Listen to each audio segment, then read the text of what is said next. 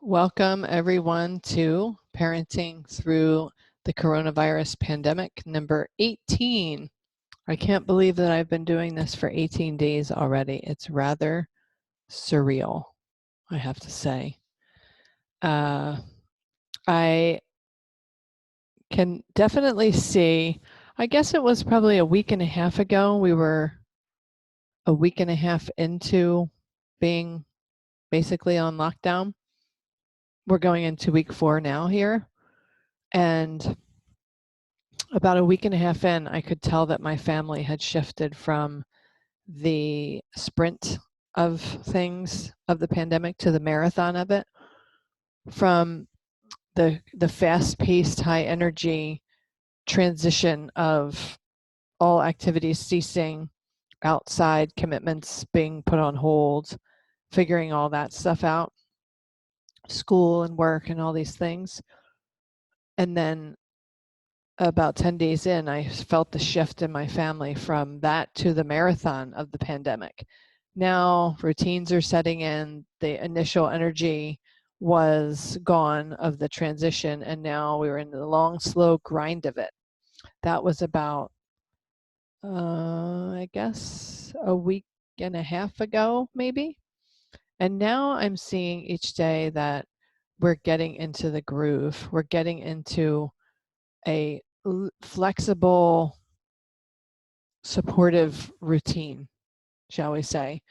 What I've noticed in my own home is that everybody's pretty much going to bed later and getting up a little bit later, which is fine, I think, because kids don't have to go to school as early as they did. So my 12-year-old, his school starts at 9, and the high schoolers, their school is do it when you want to do it and then turn it in at the deadline.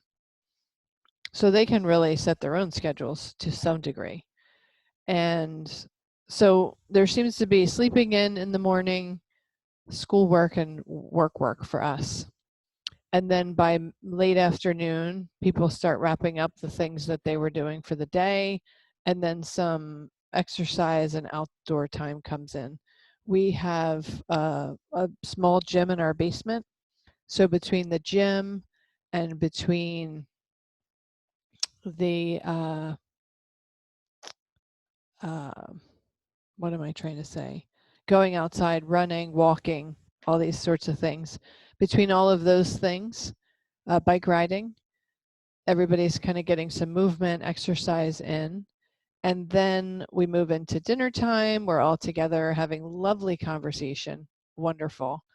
And then in the nighttime, the evenings, it's a combination of family games, movies, and alone time. Like sometimes we break off and do our own thing.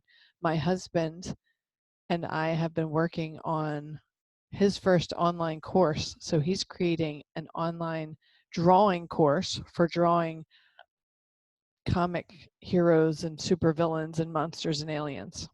He's a financial advisor, but also an artist and an art teacher. So we've been having fun doing that some evenings. We've been doing puzzles and just all kinds of things. But we're in some kind of a groove where we have a loose structure to our days, and everyone is getting some amount of together time, some amount of alone time. So it seems to really be working. And occasionally someone is irritable or down about the situation, but for the most part, I would say that our moods have generally been higher, uplifted, energy, our energy levels are good, all of us. So, and there are 7 of us here at home. So I feel like we're now transitioned again into pacing ourselves appropriately for the marathon that awaits us in this pandemic. And I'm curious about how you guys all are doing in your homes.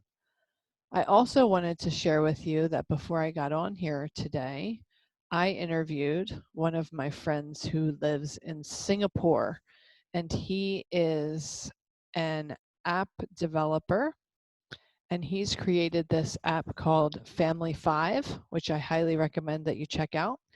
It's a supportive parenting app where he has experts like myself contributing answers to common problems that parents have or struggles, tantrums, talking back, sibling fights, things like that. And then he has hundreds and hundreds of family activities that families can look at and set goals for their family and stuff like that. That's tons of fun. So I highly encourage you to check out what he and his co-founder have created at Family 5, which you can find on the App Store or Samsung. I believe it's there too. And our conversation, we recorded this conversation for our upcoming Revolutionizing Parenthood event conference, which is now fully digital and fully online, and it will be available as of April 25th. I'm putting the final touches on the interviews and the workshops and the recordings and uploading them over these next few weeks. What we're creating is totally amazing. I've been listening to the interviews and the workshops and stuff. This content is going to be so valuable to parents. I can't even wait to share it. So the conversation that my friend Rob and I had today was all about screen time. And he gave me and the viewers a sneak peek behind the curtain of how apps and games are created and what the intention is behind the app developers and how that doesn't necessarily match up well to what we want for our kids and how we can understand it and navigate it. It was a fascinating conversation and I can't wait for you guys to hear it. So if you haven't yet signed up for our free conference, please do so by visiting revolutionizingparenthood.com. That's where you can find it. It is going to be amazing. You'll see. So that's been an interesting conversation that we have had. Thanks, Carolyn. I'm looking forward to sharing it because, yeah, I'm about a third of the way through all of the videos because I'm editing them and uploading them and stuff. I've got about a third of them finished. And wow, these workshops are just, you're going to love them. You're going to love them. And I can't wait to share them out. So please share that with your friends and family and people in your circles too, because what we're creating will benefit parents with kids of all ages, from new parents to toddlers to teenagers, kids with sensory needs, special needs, kids who have food allergies. You name it, we have tried to cover as much as we possibly can. So you're going to really love it. You tried to find Family 5, but you couldn't, and you signed up for the conference. Thank you.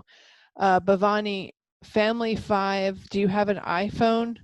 That's where, and you did spell it properly, family with the letter 5. Let me see if I can find it so that you can see it. Here you go.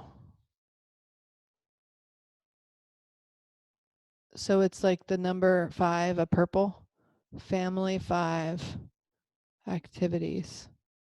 And obviously I already have it downloaded on my phone. You have a MacBook only. I don't know if it's available through the App Store on the Mac. Let me check and see if I can find it there. I don't know if it's created for the Mac, but interesting. That's an interesting question. I should have asked him that.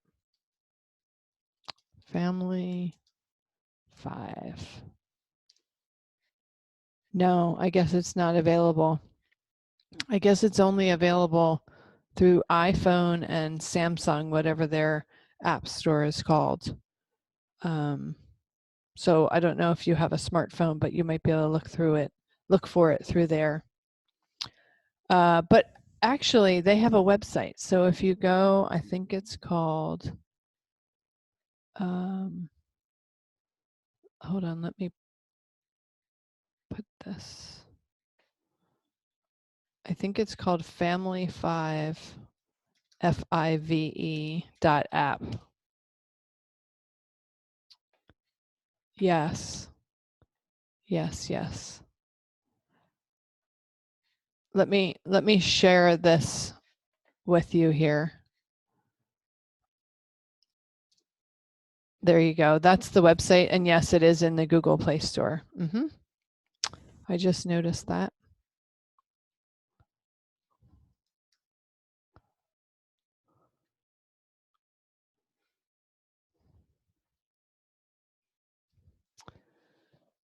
And I am posting this webinar live in my Facebook group, Powerful Parenting for Today's Kids, which is the same name as my podcast. So once I get this up live, hello everyone. I am welcoming all of you. Well, I don't think, okay, we're just going live. Hold on a second.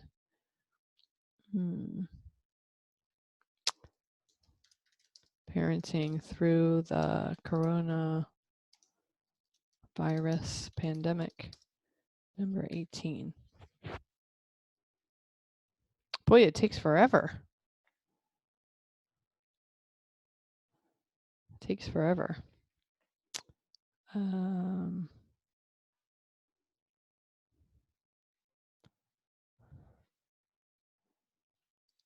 Sorry about this. This is a new thing that I've been doing, or that I'm trying to do. Now I think we might be going live. Let's see. I apologize for the interruption here.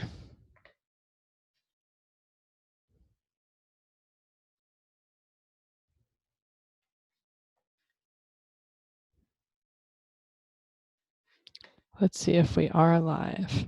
Oh, yes, we are live. So, welcome everyone. I am really excited to have you here. I am now live in Powerful Parenting for Today's Kids. And this is my daily webinar that I have been offering to parents through Zoom each day. And I just figured out how to go live here in the group. So welcome.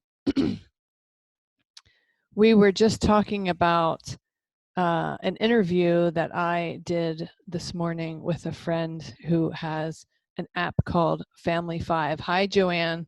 Great to see you. Check out the Family 5 app in the App Store. This friend who I interviewed for our Revolutionizing Parenthood conference on April 25th, he gave us a behind the scenes peek into how games are created and why they're created and what the intention is and what the benefit is to the game developer that is not necessarily in alignment with the game user. And that interview is fascinating and he will bring tons of value. So I really hope you guys will check that out on parenting, on family, what am I saying? On April 25th. So you can register for that by going to revolutionizingparenthood.com. And thank you, Carolyn. I see that, I finally now see that we are live at both places. So how's everything going at your houses? That's what I'm curious to hear. We are in the groove here in my house and getting along pretty well. My friend in Singapore, who I spoke to this morning, well, it was morning here and it's nighttime there. He said that their full country lockdown is just happening now, like tonight there. So like right now. And they've been relatively free to move about the country up until now, which I was really surprised at. But they are now going into what we've been living in for several weeks now. And he said to me, I'm glad to see that you're on week 4 of this shutdown and you're not crazy yet. So I thought that was really funny. But really, if you can develop any kind of routine for your family and try to have a balance of activities, physical activity for them, some family time, schoolwork time, alone time, together time, games, movies, just a nice balance, connecting with their friends. There is an app called House Party. I don't know if you guys have heard of it, but it is kind of like group FaceTime, basically. But my niece who lives with us, who's 20, has been connecting with her college friends a couple of times recently, and they have games, like they have apples to apples that you can play virtually with your friends on this House Party app. They also have some kind of draw it, I think it's kind of like Pictionary for those of you who have played that before. You can play that through the House Party app. So, and then there's Netflix Party, I think it's called, where you can all get together and watch a show on Netflix together and chat about it. So you're watching it together in real time. So there are all kinds of new technology. I don't know if they're new, but technologies that we can access now to stay connected to our loved ones. And our kids can stay connected to their friends because it's so very important for them to stay connected to. I think I just got booted off and now I am back. So sorry about that. But friendships are so important for our kids, and helping them to maintain them is a very important thing right now. Very, very important. So I would advise you and encourage you to check it out. Family 5, House Party, Netflix Party. And if you guys find any other apps that are fun to use, please let me know and I'd be happy to share them. Your daughter likes to watch shows with her friends using those apps. It's a great way for our kids to stay connected with each other. I know that my kids miss their friends terribly. My 12-year-old gets some of the boys in the neighborhood, 2 or 3 of them, to ride bikes with him. So sometimes they get on their bikes and they ride around the streets for a little while and then they come back home. But they're doing FaceTime and they're playing video games together and they're staying connected pretty well. My 15-year-old, she's having a harder time connecting up with her friends. They all seem to have outrageous amounts of schoolwork to do, which I don't know. I think they should have a little bit less, but I'm not in charge, so they're doing lots of schoolwork. And then my senior, he only has one class anyway because he's almost done, and he's been playing video games on Xbox with his friends every single night. So I know that technology has definitely come in handy in my house. And you said since your daughter's in college, she has group chats with her friends. Yes, that's what my niece in college has been doing, connecting up with her friends in college and playing apples to apples or draw it or whatever other games they have on House Party. So I think now is the time to embrace technology, loosen the boundaries around it a little bit, knowing that this is a temporary thing and that eventually we will start going out of our houses and resuming some of our activities. And um, I don't want to say get back to normal, and I don't want to say I don't want to say our lives will get back to normal, because I really am holding the intention that I hope that our lives go forward to a better new normal. I don't want to resume the way the world was headed, with the materialism and the excess and the collection of things and the destruction of the environment. I want us to go to a different kind of normal that's even better than we could have ever imagined. Oh, just wait for winter. Your daughter has spurts of concentration. Sometimes till 10 p.m. She discovered that she gets headaches, though. It's an interesting transition from Montessori classroom to online. I can imagine, because Montessori education is so hands-on and so nature-based and so explorative.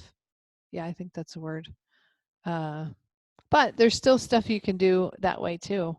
You have to get a little more creative at that point. So I would say that I don't know where you all are in the transition to online classes, or sorry, the transition to being on a shutdown order. I know Joanne lives in my state, so she's in the same time frame that I am.